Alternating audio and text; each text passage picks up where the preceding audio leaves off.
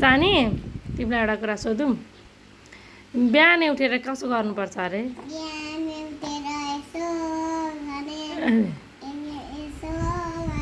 अनि त्यसो गर्ने तिमी मोबाइल हेर्छौ हेर्दैनौ तिमी मोबाइल हेर्छौ किन मोबाइल हेऱ्यो भने के हुन्छ कसरी दुख्छ आँखा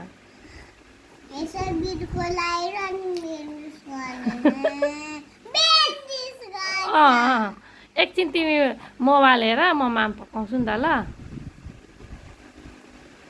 ल अन्त तिमी मोबाइल हेरेर बस्छ न त ल ल ल अनि तिमी मोबाइल हेर न त ल एकछिन